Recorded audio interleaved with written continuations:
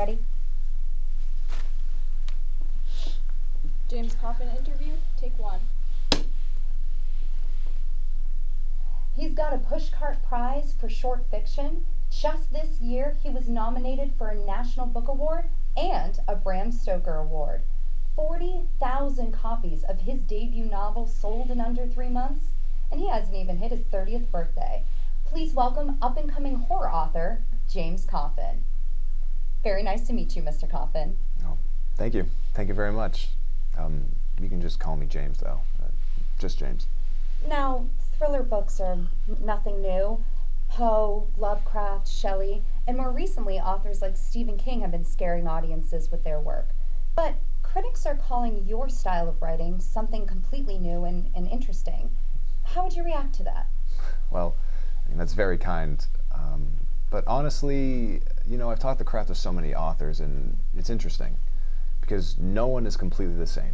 One author's writing style is completely different from the next. Really? So how would you define your style? When you're a kid, and in fact in fiction sort of blends, it's that terror, that visceral fear of the monster under the bed that I try to tap into.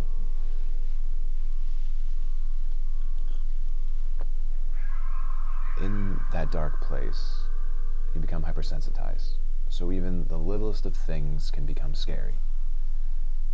The creak in the floorboard could be an axe murderer, or the hoot of an owl could be a creepy clown. I want my audience to feel that place, that terror, that... Sorry, I tend to ramble. I guess what I'm trying to say is, I guess you could say, sometimes my stories write me more than I write them. Shall I continue? No, the rest is more of the same. And that's why you have come to me today. Okay, so let me review. You say that you feel this fear, as you put it, a sense of foreboding, like there's someone constantly behind you, someone just about to strike. Am I reading your words correctly? I did say that, didn't I? James, work with me here. In that video, you say that your characters right here. Do you want to explain that to me a little more?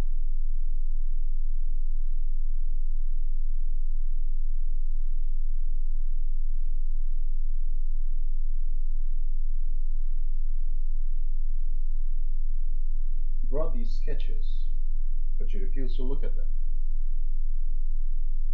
Can you explain to me a little bit why they're so frightening to you? Well, there's this one character, Mr. Collins.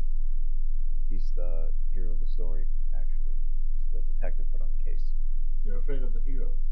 No, not really. It's the others that I don't want to see. There's Amy, the little girl that dies, the balloon dog, and then the last one. The man in the mask. Yes, that's right. The man in the mask. The balloon man. He's the main villain. He's on the cover of the book, actually. And what is it about these characters that you fear?